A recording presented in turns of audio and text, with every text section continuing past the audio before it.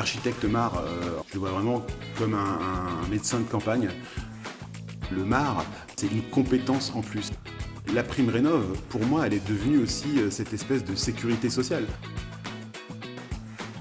Bonjour à tous, c'est enchanté, je suis Sari Audet et je vous souhaite la bienvenue dans le premier épisode du podcast de la communauté des Mars.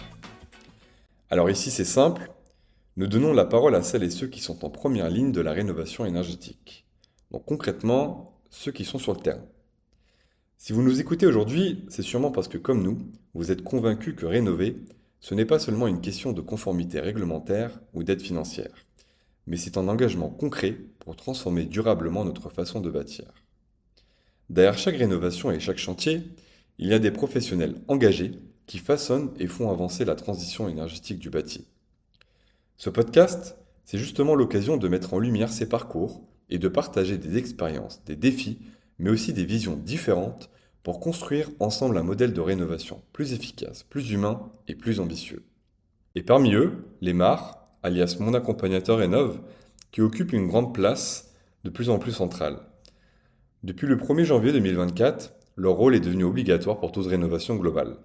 Leur mission est de garantir que les travaux soient performants, bien conçus et adaptés aux besoins réels des logements. Mais qui sont-ils réellement? Comment devient-on MAR? Quels sont leurs enjeux, leurs missions et leurs défis au quotidien? Aujourd'hui, on va justement parler de ce métier qui se construit encore, qui évolue et qui cherche à se structurer, mais qui doit avant tout gagner en visibilité et en reconnaissance. Car être MAR, ce n'est pas seulement accompagner le montage de dossiers administratifs, c'est faciliter, conseiller, apporter une expertise technique et être un tiers de confiance. Cela signifie aussi travailler aux côtés des artisans, des bureaux d'études, des conseillers, mais surtout, c'est guider des particuliers qui souvent sont perdus face à la complexité de leurs projets de rénovation. Et pour mieux comprendre tout ça, j'ai le plaisir d'accueillir pour ce premier épisode Arnold Bogat. Arnold a un parcours singulier. Étant auditeur énergétique et mon accompagnateur rénov', il est accessoirement aussi architecte inscrit à l'ordre et président de l'Association des architectes de la rénovation des Pays de la Loire. Il incarne cette nouvelle génération de professionnels hybrides qui allient vision du bâti, expertise technique et accompagnement personnalisé. Avec lui, on va explorer son parcours, comprendre ce qui l'a amené à se spécialiser dans la rénovation énergétique et voir comment il perçoit son rôle de MAR au quotidien. On va aussi s'interroger sur l'avenir du MAR, comment ce métier peut-il se structurer, quelles sont les compétences essentielles à avoir et comment convaincre plus de professionnels de se lancer et de faire évoluer ensemble la rénovation de nos logements. Bref, un programme riche et varié avec une vision à la fois pratique et terrain de ce que signifie être MAR aujourd'hui. Arnold, merci d'être avec nous et bienvenue dans le podcast. Bonjour Sari, merci de m'avoir invité. Merci à toi. Du coup, alors tout simplement, avant d'entrer dans ton activité actuelle et tes missions, j'aimerais qu'on revienne un petit peu sur ton parcours. Donc, tu es architecte de formation, mais est-ce que tu peux nous en dire un petit peu plus sur comment est venue cette vocation? Alors ça n'a pas été une vocation évidente dès le départ. Je suis un peu venu à l'architecture par hasard.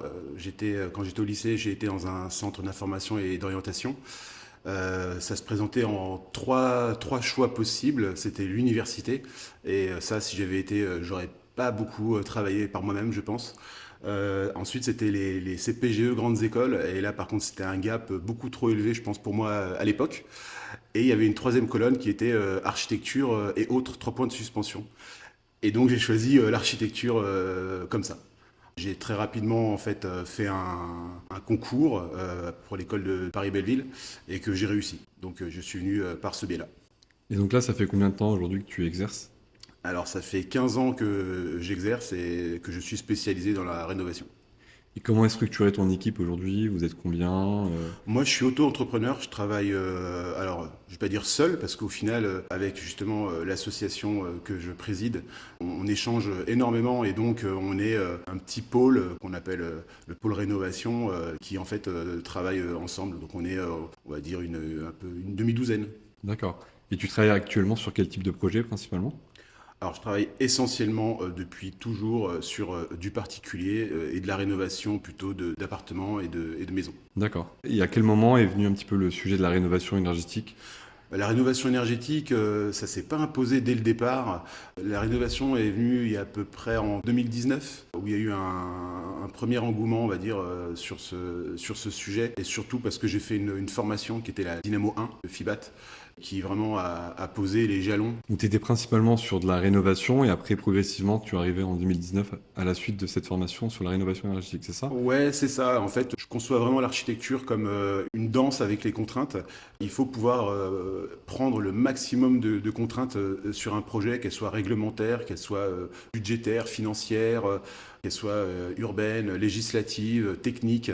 Et au final, faut pouvoir faire projet avec. Et donc l'énergétique était une des contraintes qui est de plus en plus fortement incitée et mise dans les projets.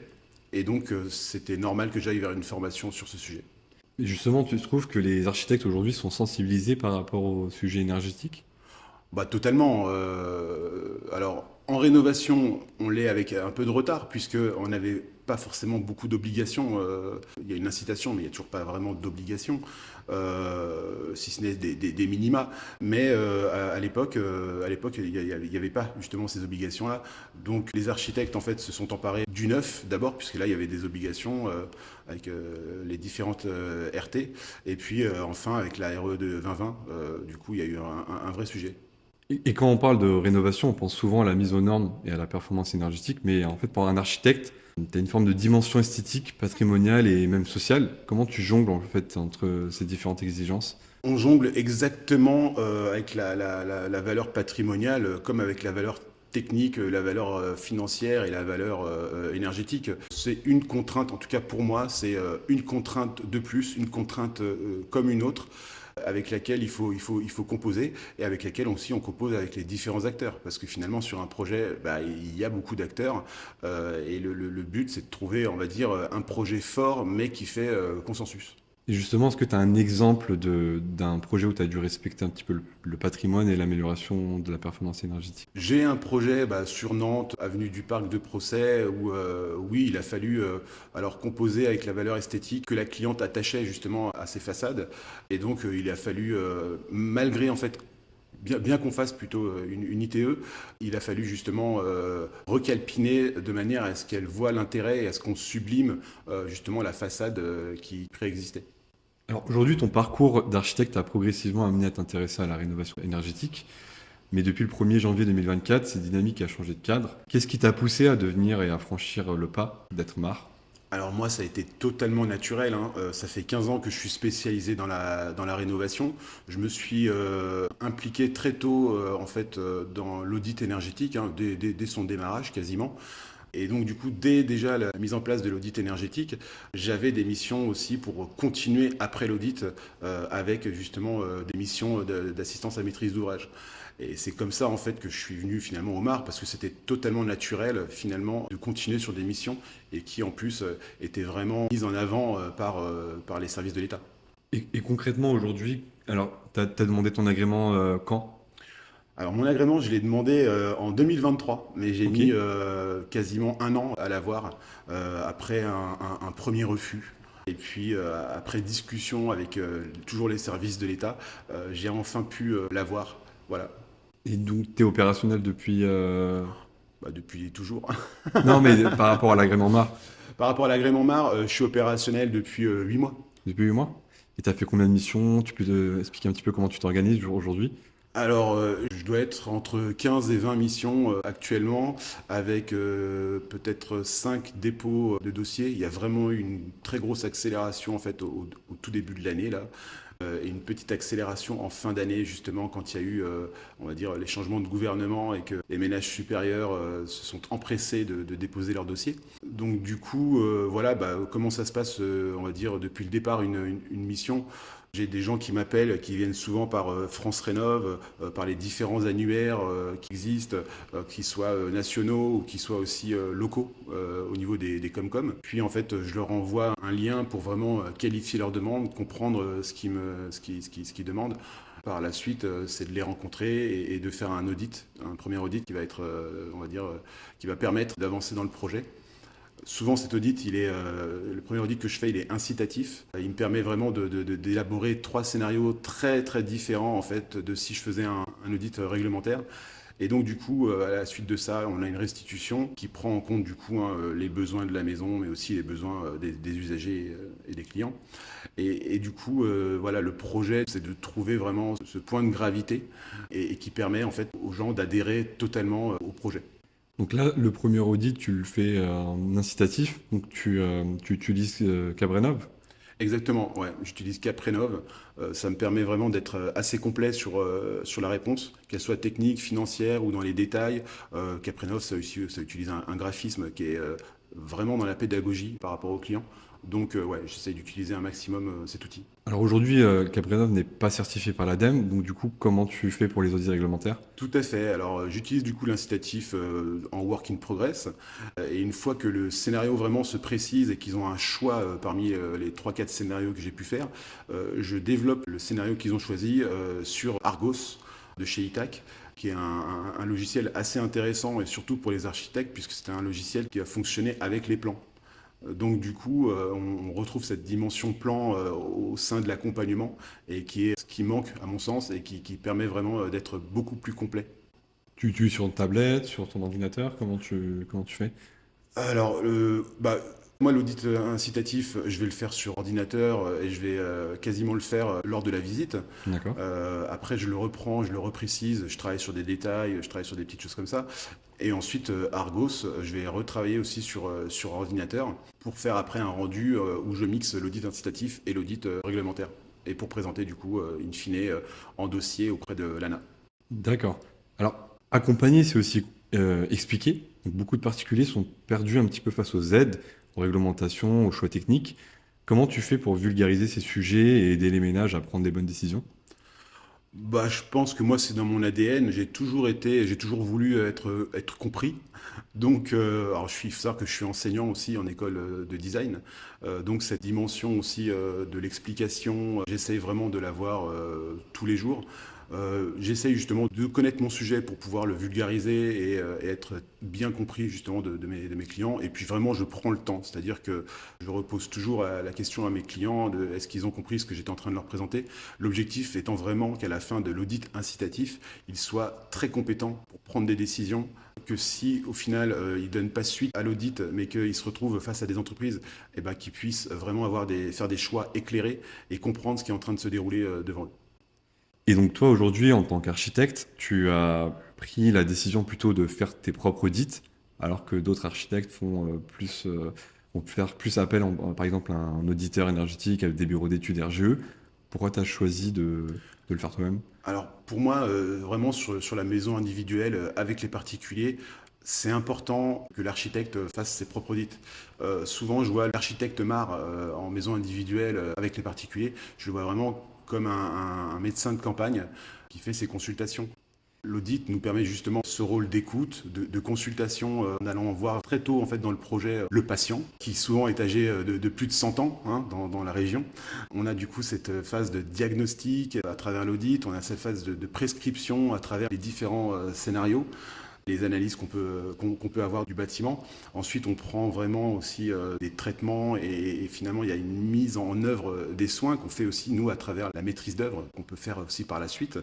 Et tout ça, au final, qui est aussi géré par les visites régulières hein, qu'on va avoir sur un chantier et le suivi qu'on va faire.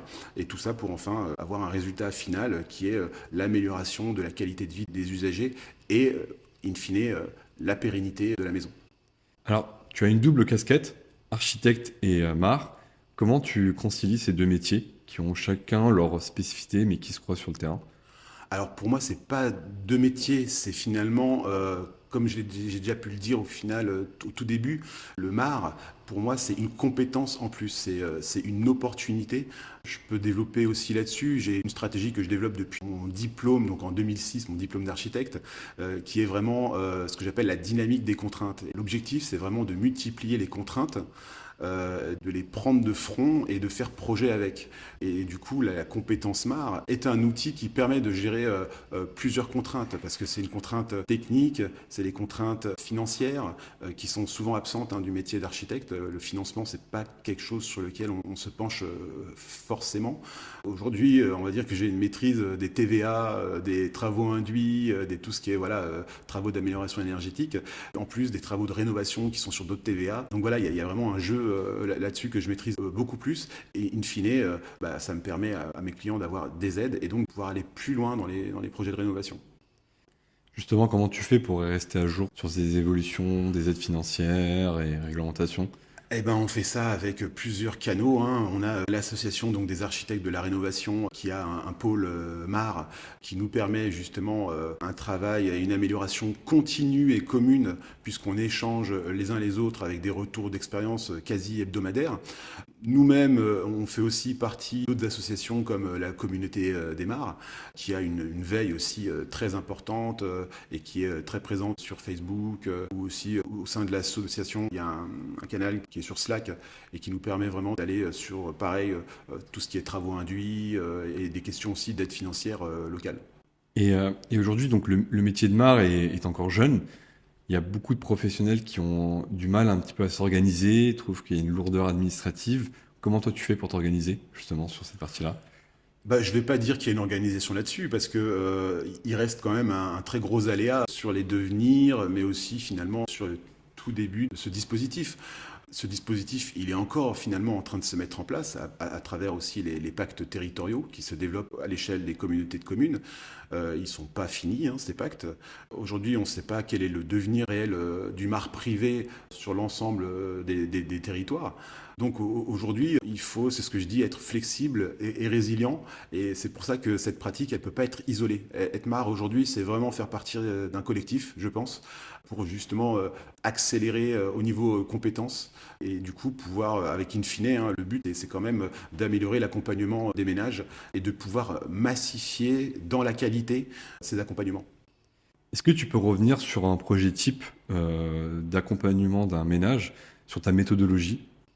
Eh bien, on me contacte encore une fois par le L'annuaire? biais de l'annuaire, voilà, exactement. Généralement, j'envoie un lien, donc du coup, grâce au logiciel aussi Marius, qui est un très bon logiciel pour le suivi et la gestion des dossiers. Ça me permet d'avoir une espèce de plateforme d'échange avec les clients et avec les entreprises qui m'évite un certain nombre de mails, en tout cas qui automatise un certain nombre de mails. Donc ça, c'est quand même pas mal de ce point de vue-là. Et en fait, l'idée, c'est que les gens rentrent vraiment un certain nombre d'informations qui me permettent, moi, d'établir un contrat. Une fois ce contrat établi, ils le signent. On convient de disponibilité pour faire un premier rendez-vous d'audit. Un rendez-vous d'audit, c'est quelque chose qui va durer 3-4 heures, sur lequel vraiment on va prendre un max d'informations et sur les clients, et sur leurs besoins, et sur les besoins de la maison, et les caractéristiques de la maison, toutes les surfaces, pour vraiment être complet après dans son rapport, puisque ce rapport, finalement, c'est ça qui va donner le cahier des charges aux entreprises. Donc par exemple sur les métrés, il faut que ce soit les métrés quasiment d'exécution. Donc ce qui fait très tôt dans le projet rentrer vraiment dans des choses très très précises. Après c'est ce que j'expliquais, il manque bien souvent dans les rapports, il manque des plans. Les plans, ça permettrait vraiment de voir les singularités de chaque mise en œuvre. Donc ça c'est quelque chose nous sur lequel en tout cas on travaille pour essayer de trouver vraiment un entre-deux, pas rentrer dans de la maîtrise d'œuvre, mais quand même pouvoir orienter les entreprises dès le dossier de consultation entreprise et réduire les aléas, parce que toutes les singularités qui ne seront pas traitées, si vous voulez, en audit, ce sera des plus-values et des aléas sur chantier. Donc, une fois qu'on a lancé l'audit, on peut consulter les entreprises avec ce cahier des charges. Et une fois que les clients ont fait leur choix de manière éclairée, là, le chantier peut commencer. Et justement, est-ce que les artisans et les ménages, ils comprennent bien ton rôle? Ou il y a encore une méconnaissance un petit peu de ton rôle et de ta mission réellement? Alors, faut assez souvent rappeler aux clients qu'on n'est pas juste une signature pour avoir des aides. On est quand même une très grosse compétence technique et un gros apport technique sur leur projet. Et ça, faut le leur rappeler assez fréquemment. Il y en a beaucoup qui viennent avec des a priori sur ce qu'ils veulent, et ça, faut combattre ça. Le but, c'est pas justement d'être dans la complaisance par rapport à ça, mais vraiment d'être dans le conseil, et donc essayer de leur faire gagner aussi, c'est du win-win, hein. On essaye aussi de leur faire gagner de l'argent avec les bonnes méthodologies par rapport à leur maison. Moi, j'ai eu beaucoup de cas où les gens voulaient une PAC sur des émetteurs, par exemple, qui étaient haute température, hein, de la fonte, et ils voulaient quasiment me dire, et l'artisan aussi, aller vers une PAC basse température. Bah voilà, c'est des choses qu'on va reconseiller, reconsidérer, on va rediscuter du pourquoi, du comment, et on va trouver la bonne solution. Et, euh, et justement, quelle serait la solution pour améliorer un petit peu une évangélisation de ton rôle auprès de tes interlocuteurs? Bah, moi, je pense que c'est déjà en cours. C'est-à-dire que finalement, un peu aussi dans cette image que j'ai du médecin de campagne, la prime rénov, pour moi, elle est devenue aussi cette espèce de sécurité sociale. Donc, quand on va chez le médecin, on lui indique pas le diagnostic, on l'écoute et on lui fait confiance. Et aujourd'hui, c'est un petit peu ça qui se passe. C'est-à-dire que les gens ont moins de mal à venir vers les architectes parce qu'il y a une partie qui va être subventionnée. Les missions sont elles aussi plus, on va dire, avec des limites de prestation beaucoup plus définies grâce à ce dispositif. Et donc, du coup, on peut vraiment aller dans le conseil. Et justement, comment tu vois évoluer ce métier dans les prochaines années? Alors là, aujourd'hui, pour moi, il y a quelque chose qui est instable, très clairement. Encore une fois, les différents pactes territoriaux, pour beaucoup, viennent, on va dire, fausser un peu le métier du MAR, hein, puisque beaucoup, en fait, commencent à le faire en régie ou avec des opérateurs plus historiques. Et donc, du coup, le MAR privé, lui, est privé d'un certain marché, je dirais, même s'il ne s'agit pas forcément que de marché. Est-ce que tu trouves que c'est vraiment intéressant d'être MAR pour un architecte? Ah, moi, je trouve que c'est très intéressant pour un architecte d'être MAR. Je pense que le MAR a remis l'architecte au milieu du village. Très clairement, quand j'ai commencé l'architecture, moi, j'ai trouvé que je gagnais pas ma vie avec l'architecture telle qu'on la faisait et telle qu'on l'a fait. Les missions de maîtrise d'œuvre complète, finalement, nous rendent corps et âme vis-à-vis du client. Un contrat de mission complète doit faire peut-être 6 ou 7 pages. Un contrat d'audit en fait déjà 2 ou 3. En fait, les missions complètes sont mal définies et du coup nous rendent souvent très dépendants du client pendant un an et demi. Donc ça baisse finalement la rentabilité horaire, très clairement. Alors qu'avec une mission MAR qui est finalement très définie, et qui permet aussi d'être finalement très très très coupé, hein, puisque on va avoir la mission d'audit, ensuite on a la mission MAR, ensuite on peut faire la maîtrise d'œuvre, mais même sans faire la maîtrise d'œuvre avec un suivi de chantier, on peut aller sur les demandes administratives. Donc en fait on peut vraiment avoir des limites de prestations très très très définies. Encore une fois, un peu à la manière d'un médecin. C'est comme ça vraiment que je vois les choses. Les médecins, ils gagnent leur vie aujourd'hui à coût de consultation à 25 euros les 15 minutes. Bah, pour moi, le MAR aujourd'hui, à une autre échelle, ça permet ça à l'architecte. Et encore une fois, la prime rénov, on peut l'avoir aussi comme la sécurité sociale. Et donc, encore une fois, l'architecte MAR, pour moi, est vraiment remis au milieu des dispositifs et au milieu finalement de la rénovation énergétique. Mais tu trouves quand même que ce serait plus intéressant pour un architecte d'être MAR, mais également auditeur. Donc, de Oui, faire la boucle complète, en fait. ah oui, pour moi, je Ouais. pense que vraiment, il faut être. Encore une fois, est-ce qu'un médecin laisse le diagnostic à d'autres?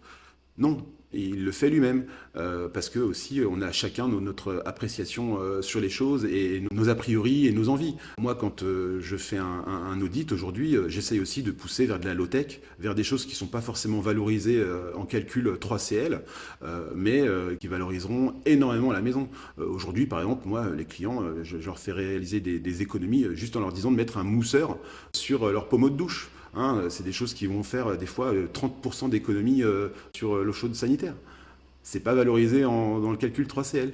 Donc il y a des choses qui sont de l'ordre justement de l'architecture et parce que si on est un bureau d'études thermiques, peut-être qu'on va pas aller sur ces solutions-là parce qu'en fait elles rentrent pas forcément dans un fichier Excel. Mais quel conseil tu donnerais à quelqu'un qui voudrait se lancer comme MAR aujourd'hui, enfin, un architecte, par exemple, qui te dirait, est-ce que c'est une bonne idée pour moi? C'est... J'y vais pas. Moi, à un architecte, je lui dirais d'y aller, de se former et surtout de rejoindre des communautés. Parce que, encore une fois, c'est pas quelque chose qui se fait seul. Donc, je l'inviterai d'abord à aller voir justement d'autres architectes MAR et puis de prendre conseil, justement. Par rapport à la communauté des mares, depuis combien de temps tu as intégré C'est récent. Réellement, la communauté des mares, elle a récente, aussi ouais. moins d'un an. En fait, moi, j'ai connu la communauté des mares parce qu'on a actuellement un projet ensemble sur une rencontre sur Nantes. C'est une rencontre professionnelle, en fait, dans laquelle on fait un retour d'expérience, justement, des architectes, mais aussi des bureaux d'études et d'autres personnes mares qualifiées. Et du coup, on travaille vraiment, on essaie de travailler avec les services de l'État, donc la DDTM 44, avec la DREAL, avec les services de l'ANA, pour justement, on va dire, fluidifier ces dossiers, voir ce dont eux ont besoin et leur dire ce dont nous avons besoin. est-ce qu'il y a quelque chose que tu aurais aimé savoir avant de devenir mare? Réellement non, parce qu'encore une fois, moi j'étais marre avant d'être marre, puisque je faisais déjà de l'audit et je faisais déjà des AMO. Donc c'est exactement la même chose. Ce que j'aurais voulu savoir avant d'être marre, j'aurais voulu être plus formé sur le financement. Aujourd'hui, le financement, ça reste quand même quelque chose d'assez complexe. C'est quelque chose d'assez volatile aussi, hein, qui change selon les communautés de communes, parce que les aides locales, en fait, elles se font aussi au niveau des communautés de communes. Donc oui, le parcours Rénov est quand même semé d'embûches pour les mares, hein, et qui finalement, on parle de massification, mais il faut vraiment être et comprendre que chaque projet est sur mesure. Donc pour la massification, on n'y est pas. Il faut vraiment une grosse expérience finalement et avoir vu à quasiment tous les cas de figure, mais je ne vais pas dire qu'ils sont à l'infini, mais qui sont quand même en grand nombre. Et une fois qu'on a vu tous ces cas de figure, là oui, on peut commencer à être serein, on va dire. Et avant de conclure, si tu avais un message à faire passer aux mares actuelles et futures, ce serait quoi? Alors moi, je vais insister, c'est ma Madeleine, hein. Les mares futures, je leur dis, faites des plans. Tout simplement. Tout simplement, faites des plans, formez-vous sur le financement. À la rigueur, on peut aussi dire ça. Le côté technique, je pense que de manière générale, on l'a et il faut l'avoir, hein. C'est vraiment prépondérant aussi pour accompagner au mieux les ménages et les protéger des aléas futurs qu'il y aura sur un chantier. Merci Arnold pour cette discussion à la fois claire, sincère et enrichissante. Alors aujourd'hui, on a plongé dans son parcours, on a mieux compris son regard en tant qu'architecte et sa transition progressive vers le rôle de mare, et surtout, la richesse de ce métier encore jeune, mais absolument central dans la réussite des projets de rénovation énergétique. Cet échange, on l'espère, vous aura inspiré autant que nous. Ce podcast, c'est aussi une façon de donner de la visibilité à un métier encore trop peu connu, de partager des retours terrain et de valoriser des professionnels qui, comme Arnold, agissent concrètement pour la transition énergétique. Alors si cet épisode vous a parlé, si vous vous êtes reconnu dans certains échanges, ou si vous avez appris quelque chose de nouveau, partagez-le, abonnez-vous et surtout rejoignez la communauté des mares, parce que cette transition, on la fera ensemble. Encore un grand merci à Arnold et à très bientôt pour un prochain épisode.